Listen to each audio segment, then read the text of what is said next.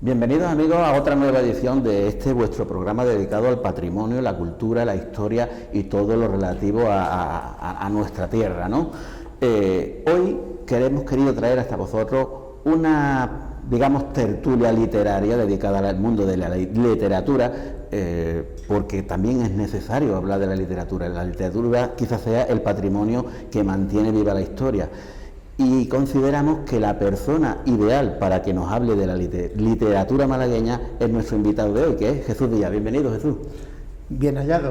Buenas tardes, buenas tardes. Jesús es escritor, es investigador y es autor, digamos, el autor clave del momento, porque como ustedes ven, es autor de una trilogía de novela histórica investigada, trabajada, narrada sobre acontecimientos novelados, pero reales, que parten desde nuestra Málaga en distintas épocas y que nos trasladan a mundos maravillosos. Jesús, la tercera ya.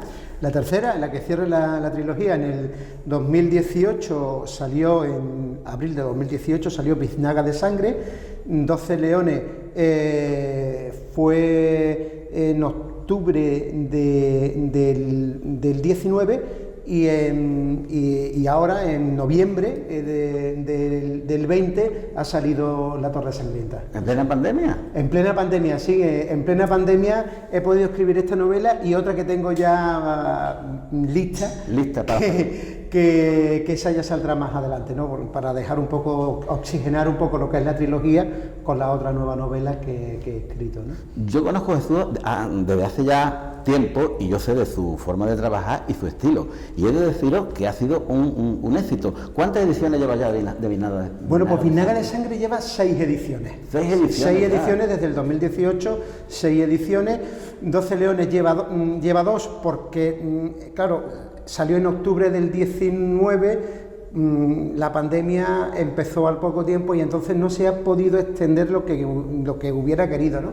Y bueno, La Torre Sangrienta está teniendo muy buena acogida, pero salió en noviembre del 20 y evidentemente con todo este follón del estado de alarma y tal, pues no se puede hacer lo que realmente no hubiera gustado, ¿no? Pero bueno, está teniendo también buen ritmo y yo espero que pueda coger la racha que tiene Biznaga de Sangre. Estamos seguros que sí, porque yo ya la he leído y sé que te enganchan, te dejan ahí. ¿Cómo se arranca uno en el mundo de la investigación histórica y luego trasladarlo al papel? ¿Cómo se hace? Bueno, eso, primero porque uno tiene esa inquietud, ¿no? Entonces te gusta meterte a investigar en el legajo, en la historia, irte al archivo municipal, irte a bichear por libros antiguos, te caen manuscritos que los vas buscando o vas buscando otra cosa y te viene algo que te ilumina, ¿no?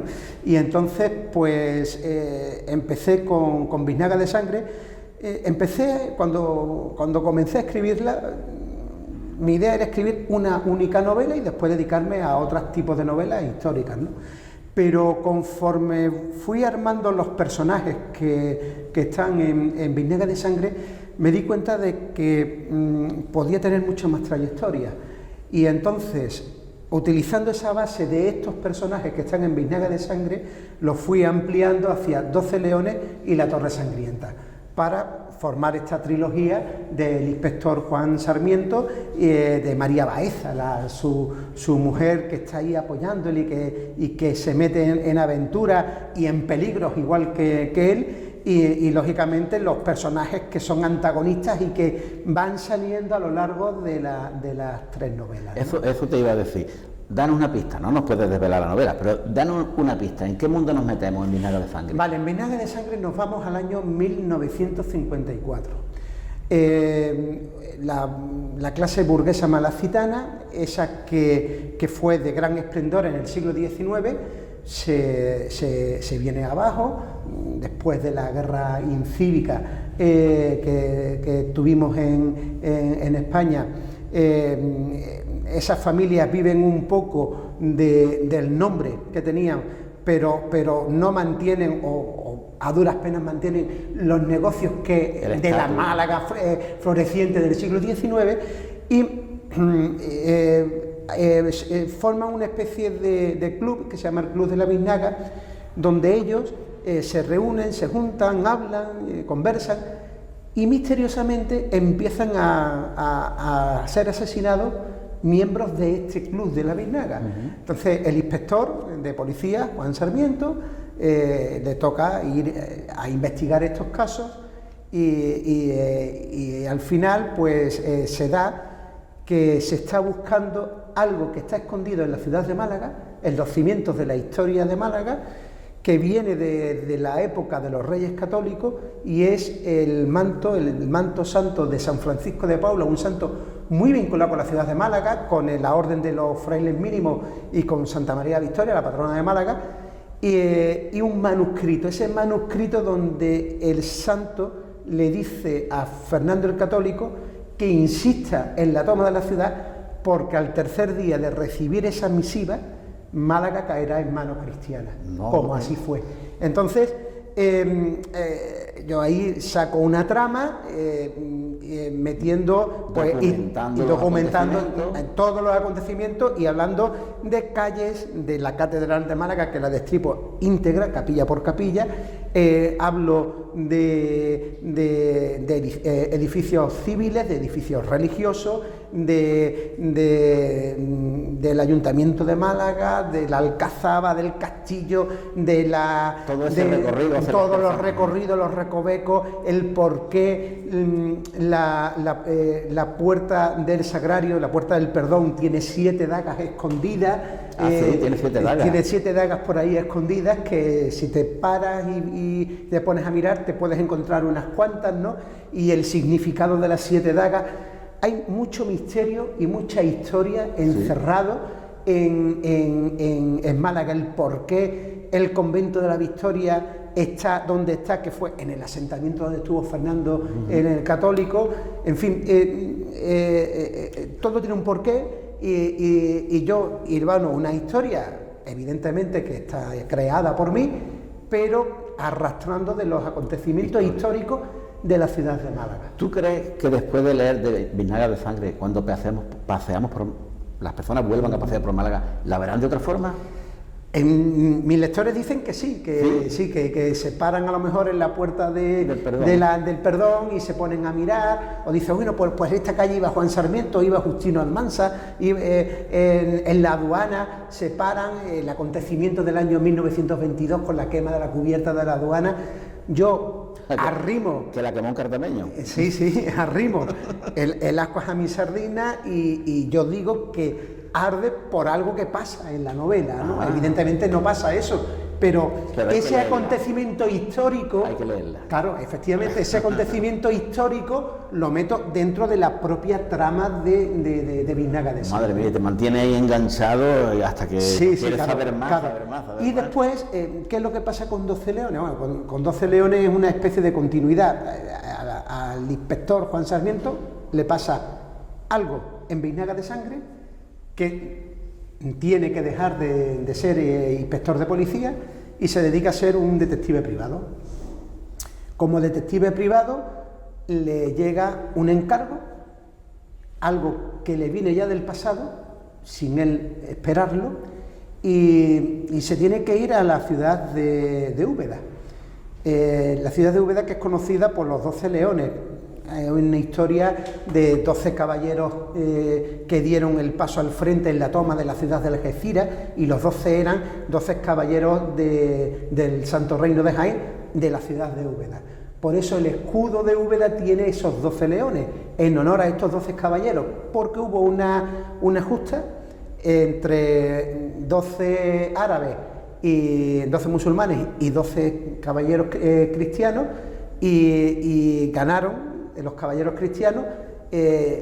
Fue tan apabullante esa victoria que ganaron los 12, y los relatos, hago un relato de esa... se recoge aquel en este libro se recoge cómo se enfrentaron unos con otros, montaron como si fuera una especie de campo de fútbol, y allí pues se enfrentaban unos con otros a caballo, salía uno, salía el otro del otro bando y tal, ¿no?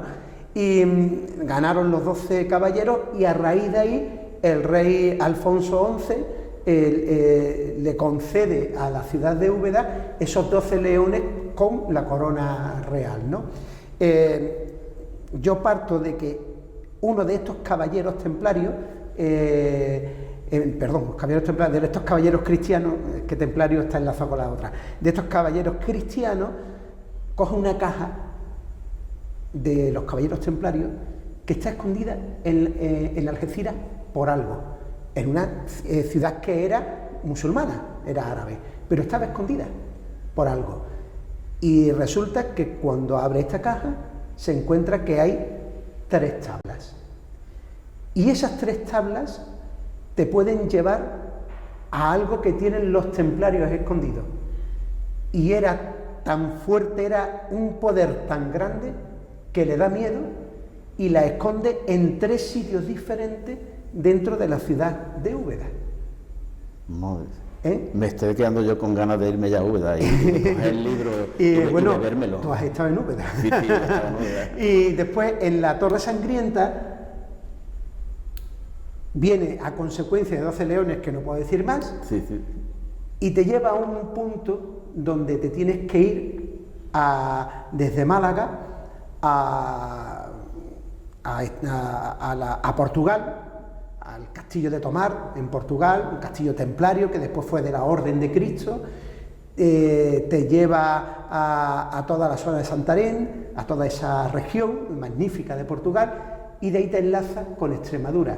Extremadura, que es un sitio templario 100%, y sobre todo a la ciudad de Jerez de los Caballeros.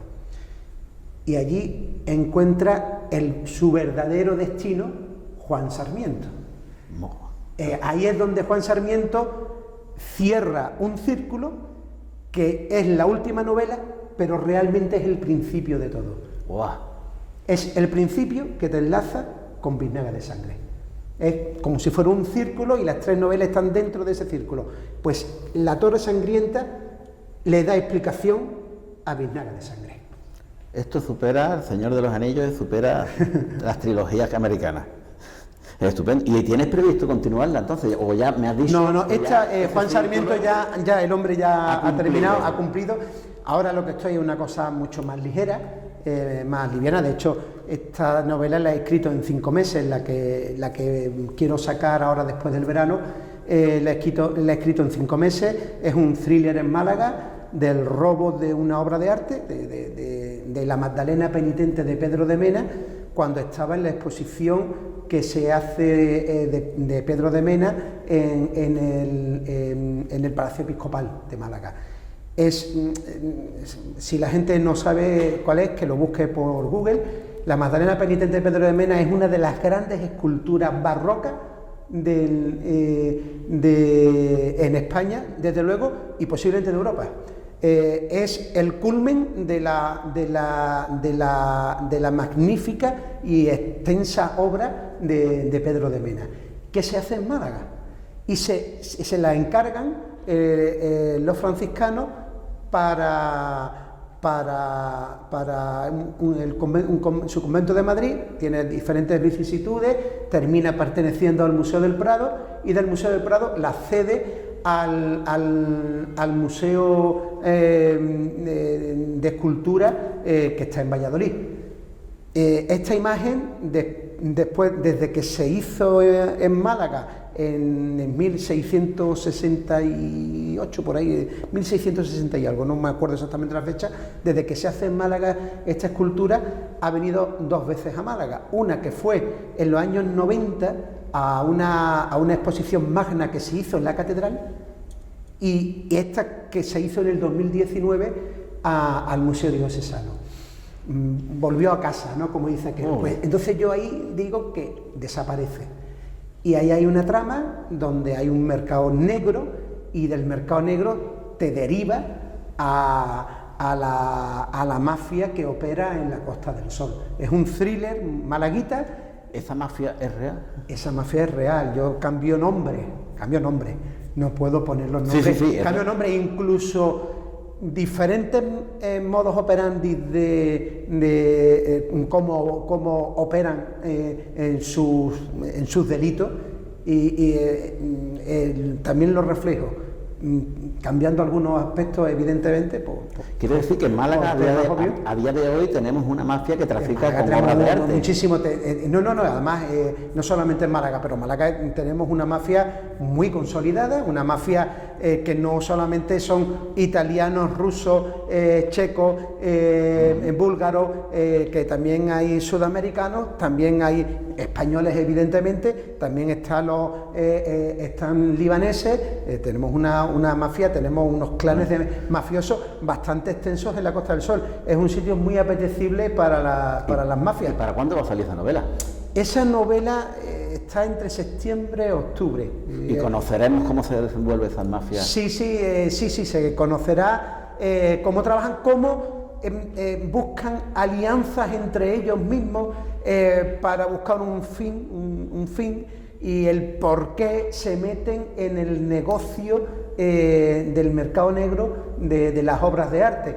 Tú sabes que hubo en principio de la década del 2000 un gran mafioso italiano de la Camorra napolitana que fue apresado, y este hombre, para rebajar su condena, ¿sabe qué fue lo que puso en lo alto de la mesa? ¿Qué puso? 2 obras de arte que había robado, que él había encargado a robar, de Van Gogh. Y dijo: si me rebajáis la condena, os digo dónde están estas obras de arte para que se devuelvan al Museo de Van Gogh. ¿Y se consiguió? Y rebajó la condena. Entonces,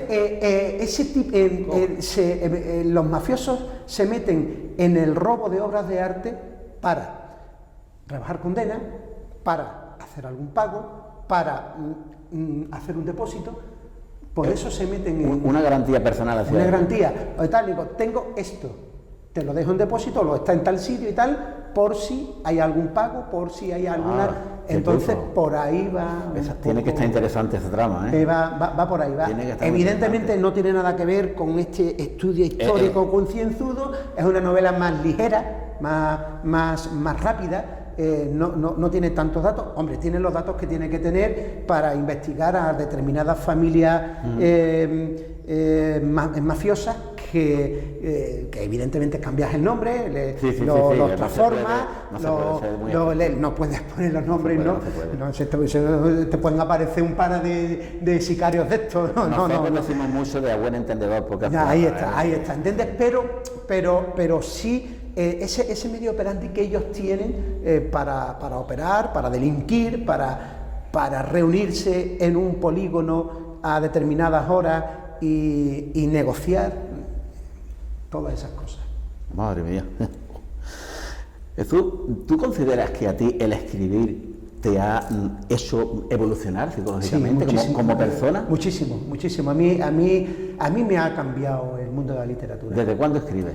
Verás, yo escribo desde hace ya mucho tiempo. Lo que pasa es que yo escribía, tú sabes que a mí me ha gustado también escribir algún que otro verso, pues la poesía me gusta. Yo cuando me han llamado de algún sitio para dar un pregón o para escribir algo también relacionado con la Semana Santa, lo he hecho, encantado, he dado conferencias, pero he escrito incluso relatos, pero nunca me había puesto en serio a escribir una novela.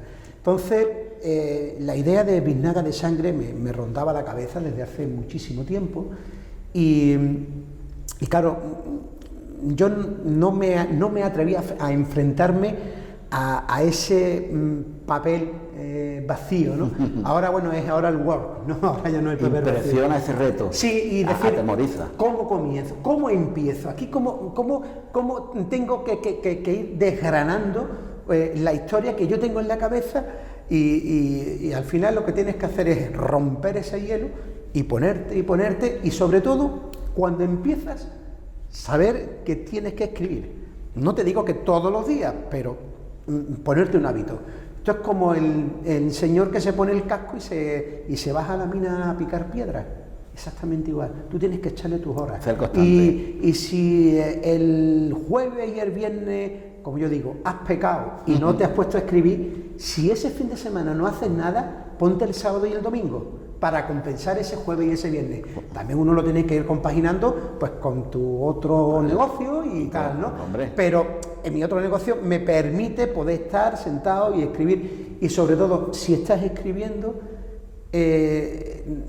los demás problemas los puedes dejar a un lado, que después los retomas. Incluso es beneficioso para eso que tú dices, para los demás problemas, te hace que te te centra y es que además te absorbe, porque vas en el coche, vas conduciendo y estás pensando, ¿y qué hago con este personaje? Le voy a dar este giro, le voy y te llegas a enfrascar tanto con este personaje que al final empatizas con ellos, tanto con los que son buenos como con los que son menos buenos, porque aquí bueno del todo no hay nadie. Ninguno somos buenos del todo. Ni los buenos son tan buenos ni los malos son tan malos, ¿no?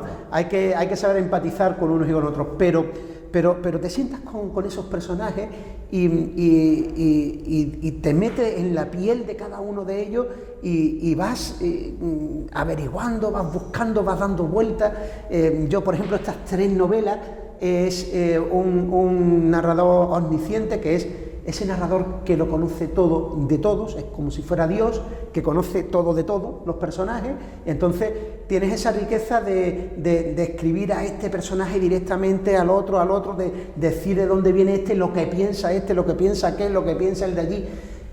Con la 4ª novela que he escrito es en primera persona, con lo cual es como si tuviera el personaje una cámara, si su ojo fuera una cámara, y no puede saber nada de lo que tiene alrededor, solamente lo que él intuye, lo que él cree o lo que él observa. Entonces todo te sorprende. Claro, entonces todo te sorprende. Sí es cierto que a lo mejor te faltan los datos que yo meto aquí, porque si hablo de los soldados de Toul, que son unos soldados que vienen de la época nazi, de un reducto que queda de la época nazi, que van buscando lo mismo que va buscando el detective Juan Sarmiento,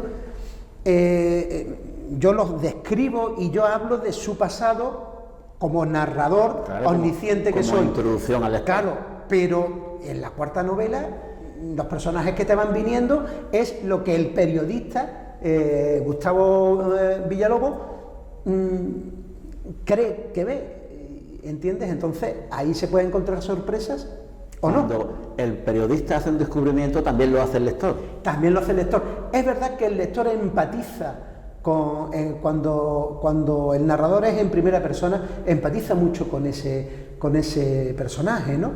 Pero yo creo que, por ejemplo, con mi trilogía, la gente también ha empatizado mucho con Juan Sarmiento, siendo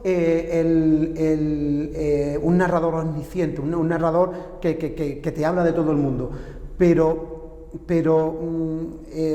creo, pienso que he conseguido que el personaje de Juan Sarmiento haya quedado circular, en ese sentido, que la gente, aunque se lo esté contando otra persona, vive lo que está viviendo Juan Sarmiento, ¿no? Y eso pues me ha valido un poco para que el lector se encariñe no solamente con él, se encariñe con otros personajes, con María Baeza, ¿no? Con su mujer, o con otros personajes que van saliendo en las diferentes novelas, ¿no? Hay siempre alguien que está pegado a él, que le ayuda, sí, porque Juan Sarmiento no es un James Bond, no es ni un Indiana Jones, no, es un hombre que muy inteligente, muy capaz, muy preparado, pero que necesita a su mujer al lado, que es el complemento perfecto para que los dos puedan ir descubriendo cosas.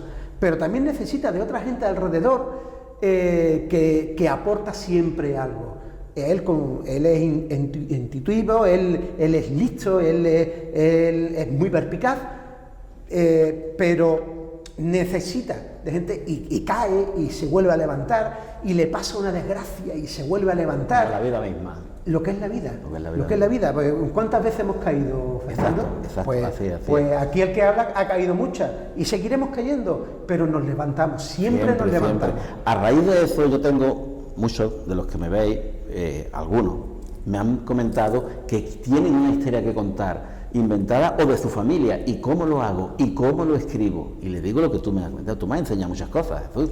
Yo aprendí muchas cosas de ti. Pero yo quiero que tú le digas a la gente cuántas veces has tenido tú que rectificar un escrito ya que lo tenías. Bueno, muchas, se rectifica muchas porque tú tienes una idea en la cabeza, la plasmas y después tienes que ir limpiando cosas, tienes que ir cambiando. Y volver atrás. Y volver atrás. Y, hombre, yo le aconsejo a la gente que lea, que es muy importante leer, porque si tú lees, vas aprendiendo, sobre todo si lees escritores buenos. Escritores y escritoras buenos es importante, porque de ellos puedes saber cómo observan la vida. Mira, a mí me pasó un hecho los otros días en un sitio, no voy a comentar qué sitio es, por no desvelarlo, donde entró un grupo de personas que yo conozco y entraron a ese sitio, y cómo entraron, de la manera que entraron, y cómo escenificaron esa entrada. Esto hace unos cuantos años pues no lo hubiera prestado atención. Lo vi con ojo de escritor y yo me estaba formando una secuencia de lo que yo estaba viendo, y yo dije, esto es para plasmarlo en una novela. ¿Nos dan cuenta? ¿Entiendes? Cualquier oportunidad es buena para aprender. ¿Os dais cuenta? ¡Qué grande! Por eso es grande, Jesús. Y es mirar las cosas, ver las cosas. Tú te puedes encontrar un personaje comprando el pan. Te puedes encontrar un personaje en un amigo que sea pintoresco. Te puedes encontrar un personaje, pues yo qué sé, viendo la televisión. También te confieso que te pones a ver una serie de estas de las plataformas que hay y te vienen ideas. Hombre, después tú las transformas y dices tú, la mía es mejor que esta. Lo que pasa es que no te viene ninguna productora de estas diciendo, vente para acá, ¿no? Pero bueno, todo se andará. Pero si observas el mundo, si lo ves como si tuvieras una cámara, la misma cámara que nos está enfocando ahora, si tuvieras esa cámara entre los ojos, te vas dando cuenta de detalles, de cosas que te ayudan a formar una historia. Sí. Eso que tú dices lo he pensado yo. Si Hollywood pillara a Juan Sarmiento, hacía una superproducción. Sí, bueno, pero aquí en España tenemos muy buenos escritores. Lo único que pasa es que sí, es cierto, hombre, sí es verdad que a nivel de serie, televisiones privadas de España y tal, están apostando por cosas de escritores, pero bueno, apuestan siempre por sota, caballo y rey, no miran más allá. Entonces, yo espero que algún día se puedan mirar hacia el sur y que puedan ver algunas cosillas de algunos escritores que hay en Málaga, y escritoras que pienso que somos bastante potables. No te voy a decir que seamos buenos y tal, que eso que lo juzgue el lector, ¿no? Pero yo creo que bastante potables, ¿no? Y entonces se podrían mirar, porque por ejemplo aquí hay mucha historia encerrada, y tú lo sabes. Lo sé. Aquí hay mucha historia encerrada. Aquí, acuérdate que en 12 Leones hablábamos de... Por eso te he dicho que el que lee Biznaga de sangre ve Málaga con otros ojos. Sí, no, eso está claro. Bueno, y aquí, en 12 Leones, el juego de la oca. El juego de la oca, importante, no lo desveles. No, pero lo único que sí le decimos a las personas que nos están viendo por la tele, que el juego de la oca es una variante sacada de los propios caballeros templarios. Ahí lo dejo. Ahí lo dejamos. Que lo descifre quien quiera. Ahí lo dejamos. Estando en este tema tan bueno como estamos, tan interesante y que tanto nos toca a nosotros, quisiéramos aprovechar el momento para hacernos eco de la tragedia que hace unos días hemos tenido con la mejor librería de temas malagueños, con Librería Prometeo. ¿Qué ha pasado con Prometeo, Jesús? Pues bueno, tú sabes que yo, mi editorial de estas 3 novelas, y de la cuarta va a ser Genal, Ediciones del Genal, que son los mismos dueños de Prometeo, pues la desgracia ha venido en forma de llama cancerígena que se ha llevado para adelante historias personajes. La librería más antigua y más potente de Málaga. Sí, 52 años. 52 años. Es una librería que ha pasado muchas vicisitudes, está en un sitio magnífico, en la Puerta de Buenaventura, esa famosísima medieval. Puerta que daba acceso hacia Antequera. Hacia la Puerta de Antequera. Hacia la Puerta de Antequera, Y, ¿no? para los que no lo sepan, al salir por esa puerta, justo enfrente está el escudo de una familia cartameña. Fíjense. Las cosas se van hilvanando, ¿no? Y entonces pues hubo una desgracia, hubo un incendio, parece ser que por una subida de tensión en toda la manzana, y afectó directamente a lo que es el cuadro de la librería. El cuadro lo tienen en la segunda planta, ahí empezó a arder y los cascotes empezaron a caer a la primera planta, y después ya se hizo todo un efecto chimenea y el humo empezó a salir por la ventana de la tercera planta, ¿no? Una auténtica desgracia, porque es un trozo importante de la cultura de Málaga. La librería Proteo es uno de los buques insignias de esa Málaga cultural que nos gastamos de decir que tenemos la Málaga cultural y tal. Pues esto es cultura. Esto es. Porque además esta no es una cultura de franquicias. Es personaje. Esto es una cultura de la gente que van a comprar un libro para aprender, para conocer, para saber, para entender. Todos los que investigamos temas malagueños, si no has pasado por Prometeo, no, es que yo cuando me metí, bueno, y de todos los temas, claro, cuando yo me metí en esto, te lo digo de verdad, yo conocí a Proteo pues como todos los malagueños, pero ahí entendí el verdadero peso y el verdadero calao que tiene la librería Proteo Prometeo, y entonces ver arder todo ese conocimiento, todos esos libros de esos compañeros que están ahí, los tuyos, los míos han ardido también, ¿no? Los que tienen ellos allí. Es una tragedia. Entonces, eso es una tragedia, ¿no? O sea, yo decía, bueno, ¿cuánta gente ver a Juan Sarmiento quemado? Eso me produjo un dolor terrible. Pues imagínate con todos los grandísimos personajes de los grandísimos escritores que ha dado la historia. Evidentemente son libros que se pueden volver a reponer, sí, pero entre todos tenemos ahora que arrimar el hombro para levantar. Entonces yo sí haría un llamamiento a la gente que tenga un poco de interés y que tenga ese interés cultural, que si quieren comprar un libro, que se vayan a la página web de Proteo Prometeo, que lo pueden encargar, que se lo van a llevar, no sé si van a tardar un poco más o un poco menos, se lo van a llevar porque el distribuidor de Genal le ha dejado un rincón para que ellos puedan ir sacando libros de los proveedores suyos y de los que ellos tienen y tal, en su propia editorial, para que la gente... Tan sencillo como eso. Tan sencillo como entrando en la página web de Proteo Prometeo, y allí pueden encontrar el mundo de la literatura. Nuestro granito de arena para que Proteo vuelva a hacer lo que era, cada vez que cada vez que quiero un libro, lo pido en la página. Que lo pida allí, que se lo van a mandar. Puede tardar un poco más, por razones obvias, por lo que ha pasado, pero le van a llegar los libros. Y lo que están haciendo no es solamente comprar un libro por el disfrute y el gozo de leer un libro, sino que están apoyando a la cultura de Málaga. Y ahí encontramos tu trilogía también. Ahí está la trilogía. Pues ya sabes, apunten. Sirva nuestro granito de arena y nuestro ánimo y nuestra solidaridad para Proteo, porque queremos verla pronto funcionando a pleno ritmo. Sí, esperemos. Yo estoy confiado que sí. Yo creo que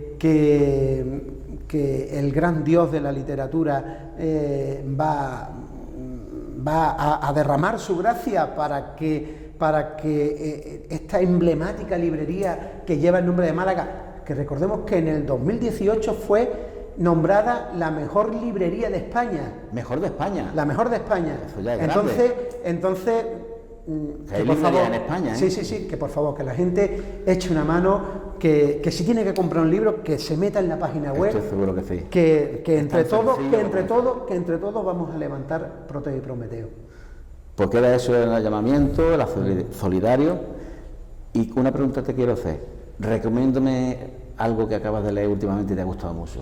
Pues mira, Historias de un suicida, de nuestro gran y admirado amigo José Antonio Sau. Y, por supuesto, José Antonio Sau, que también lo he entrevistado yo y fue autor de la última novela. De Lola Oporto. De Lola Oporto. Y también, yo porque es que los quiero mucho, porque son mis amigos, porque aparte de escritor, de muy buenos escritores son amigos, Patrick Tweed sucedió en Málaga, que bueno, ya para la novena edición de su... Novena edición, bueno, eso ya es... lo engancho, lo traigo aquí, que nos cuente. Bueno, pero es que Patrick es muy especial. Tú sabes que Patrick dijo, me va a llevar, tú sabes que él es muy especial, pero que Patrick encantadísimo, como siempre, y tal. Son dos grandísimos escritores, bueno, y cualquiera del colectivo de escritores malagueños, por supuesto, todos, ¿no? Me quedo con José Antonio Sau y con Patrick. No me los voy a perder. Sí, muy bien. Jesús, te quisiera dar las gracias por haber venido. Nada, para mí ha sido un placer estar con vosotros aquí en Cártama, me siento en casa y... Disfrutamos mucho con tu literatura y me la voy a beber y espero que ustedes hayan disfrutado tanto como nosotros y tomen nota. Cuando tengan que comprar un libro, recuerden la recomendación por internet, la página de Proteo Prometeo, cualquier libro lo tienen ellos. Algo tan simple, tan sencillo, es un granito de arena para que vuelva a hacer lo que era. Gracias por estar con nosotros y hasta el siguiente programa.